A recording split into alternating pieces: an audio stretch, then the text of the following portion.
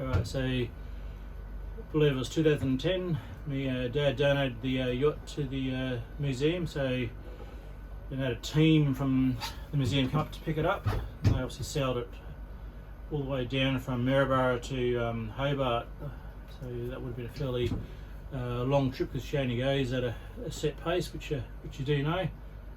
I have seen the progression of the yacht since 2010 from the mast rebuild due to a little hiccup at the beginning, going through the bridge to dog house reconstruction, and obviously the mid hatch movement of the entry point here versus through the rear. And obviously you just told me about the engine replacement. I believe there's fuel cells that have been changed out as well in that time. The galley's obviously changed. You mentioned you wanted to have a picture of the original configuration. I can provide you that exactly. You don't need a sketch, I'll give you the exact picture. This is obviously more compact, more purpose built for, as you've not so much redesigned, but return the design back to its as close to original state as possible. I've actually got some of the original photos, which you guys might actually probably do have on file. And I think we've got the biggest, we're a part of the biggest part of its history, from post-race right through to the delivery date back in 2010, so that's the biggest part of its history, which I'm quite happy to provide as far as a timeline, and its extended voyage, which covers quite a lot of country, so South America, all the Pacific, not just one part of the Pacific, all the Pacific Islands. It's been up through the Malacca Strait, up to parts of Arabia, that far north, and South America, Chile, Galapagos Islands. It's been to a lot of places, so I can probably simplify, which we can do offline, a timeline that covers country by year, just to keep it simple and timeline, and that would be quite interesting to a lot of people, I guess.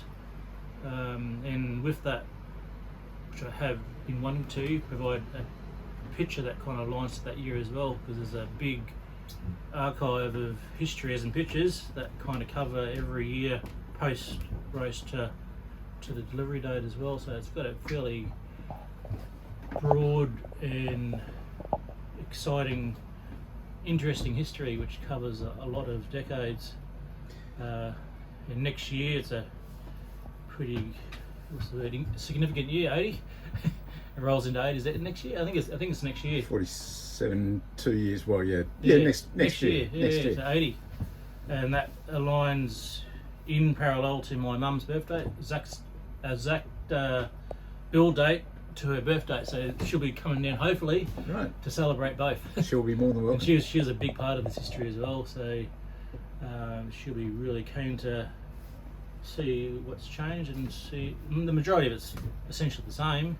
It's just those subtle refinements that you've adjusted upstairs, doghouse, cockpit, and obviously the bows bit's been reduced back to just to the front of the boat, as opposed to that extension on the front.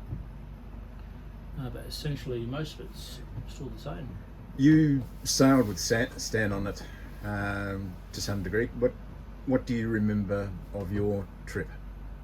For us, this yacht, and for all my family, we predominantly sailed in the Sandy Strait, so Fraser Island, so Fraser Coast. So we spent pretty much every holiday on this yacht for up to a month, just sailing the strait. So Fraser Island, Lady Musgrave, Little Woody. The Sandy Straits is a pretty big space of water up in southeast Queensland, and in my earlier part, I was actually essentially born in Tahiti, but with Westward in Tahiti, so Papeete.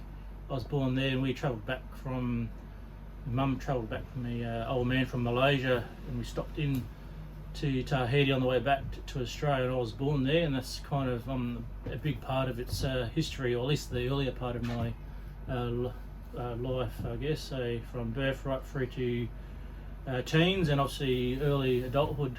So whether it's travelling back from Malaysia via the Pacific Islands, born in Tahiti, then we come via Cairns and then travel down through to southeast Queensland. We then decided that was the best place to set up shop, so to speak, as in a home, and we have pretty much lived there ever since. Like my parents at least have. I've moved south with work to Jarvis Bay area, so in New South Wales, but my mother still lives up in Maryborough, so southeast Queensland, and to this very date. So the yacht was a part of establishing that foundation and